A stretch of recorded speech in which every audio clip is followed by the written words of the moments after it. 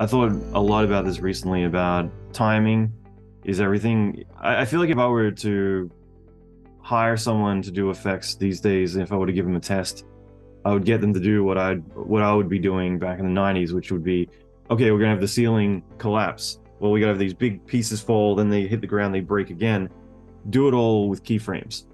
And I've thought a lot about this because it's fucking hard. It's so easy to make an explosion these days. It's so easy, like a freeze frame of that. Like it's easy to make something look good, but to get the timing, to actually give it, like if someone rolls their eyes when you say like you treat like an effect like a character, it's because they don't get it. Like it's got to feel threatening. It's got to hit these beats, and it is animation. But a lot of times people they make it look good, but then it's very staccato. It just feels wrong. It's off. As soon as it moves, it breaks. And I think everyone kind of focuses on the wrong metric of like, I did these tutorials, now I know stuff. It's like, well, just step back and think about story or character. And it doesn't matter if your characters are characters or if it's, like I said, a cloud or anything else. A cloud can be menacing, a cloud can be fluffy and fun.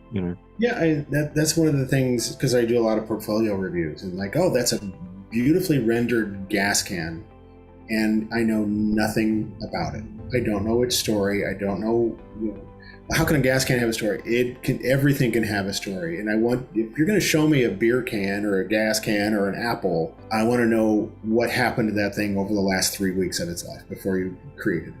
Is it dented? Are there stickers on it? Is the paint chipped? Don't create something new. Create something that's damaged, something that's got a narrative behind it. What kind of popcorn does the gas can eat?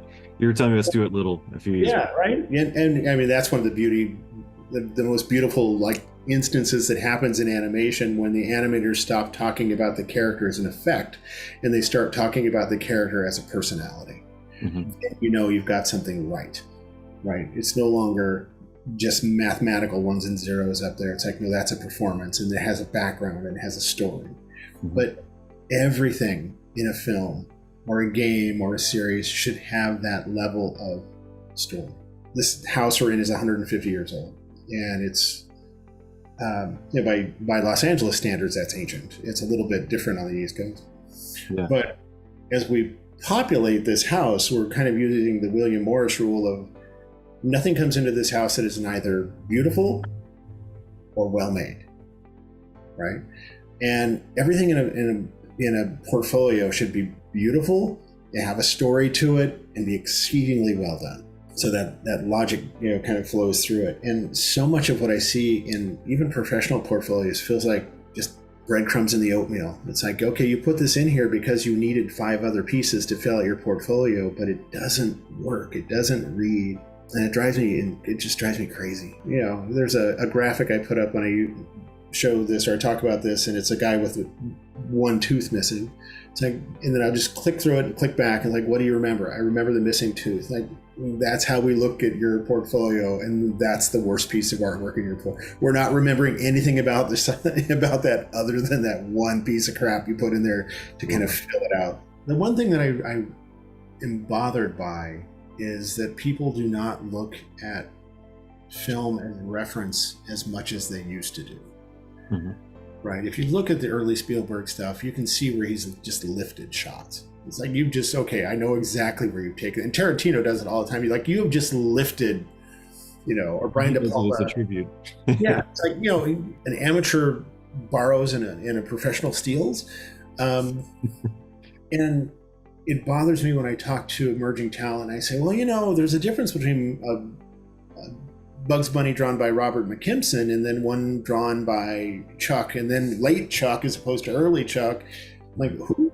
Like, how do you not know this?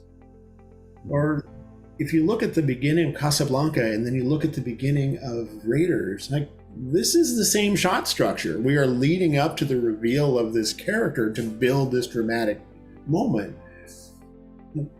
There's this feeling that, it all has to come out of my head. It all has to be original. No, it doesn't. It just has to be effective. It has to emotionally resonate. And emerging talent seems to be allergic to anything that was filmed 10 years prior. It all has to be pop reference. It can't be something that was done in the 30s and 40s when we were figuring this stuff out. And, you know, if you do those shots now, you could lift one just spot for spot and no one would even recognize you were stealing it because they don't know the source material. There's people reference the stuff that goes on now, which is so unoriginal a lot of the time.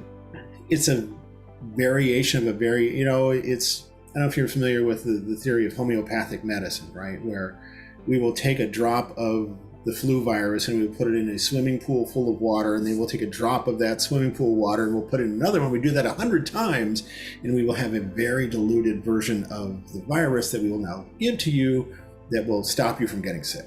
It's kind of the equivalent of that shot. That shot has been stolen and then restolen and then reinterpreted and restolen all this way through until the original source material is gone. And the reason it was so perfect just gets lost in the mix.